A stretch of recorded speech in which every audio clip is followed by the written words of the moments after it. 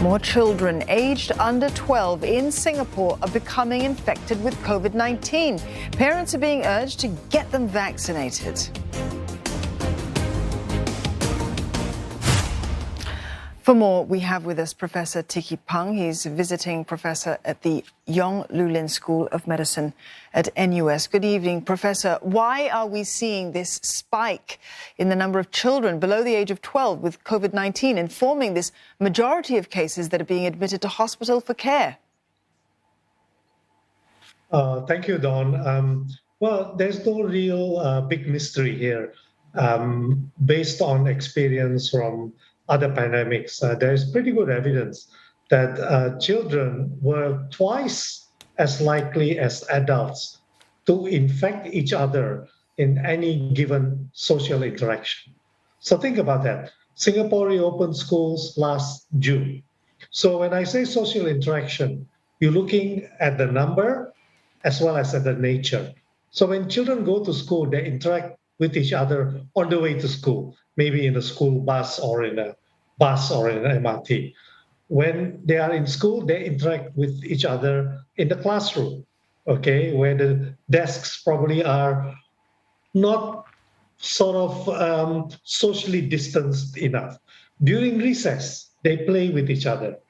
After school, they may have extracurricular activities, etc., etc. So many opportunities for social interactions. At the same time, you can also see that the nature of the interaction is quite different to adults. I've noticed here near where I live, when children are walking to school, they're very close to each other. So it is quite a big difference in the way children socially interact with each other compared to adults. So to me, it's not really surprising that you are seeing this spike. Professor, but vaccines do work. I'll quote from an interim study from the KK Women's and Children's Hospital. Children aged 5 to 11, all of them showed high antibody levels after 2 doses of a vaccine. In your view, would a booster be necessary for these children in the 5 to 11 age group?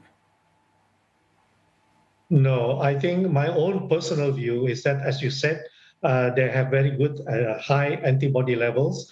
And as we all know, the symptoms of COVID in the younger children are relatively mild compared to adults. So I believe that my own personal view that, especially if you are able to say monitor the level of antibodies, that you probably don't really need the booster for this young age group.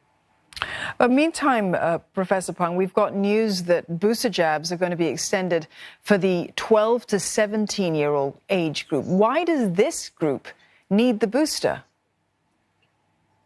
Yeah, I mean, I go back to my initial comments in terms of the frequency and the nature of social interactions in different age groups. The younger children that we spoke about, 5 to 11, compared to the teenagers, say 12 to 17.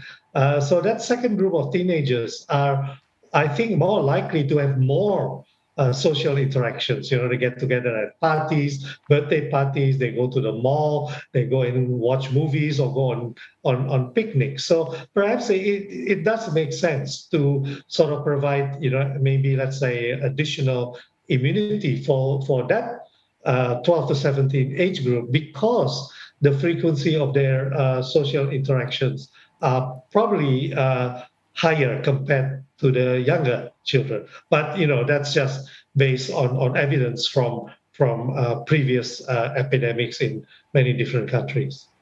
Professor, we've seen across many countries, actually, health authorities shortening quarantine or isolation times.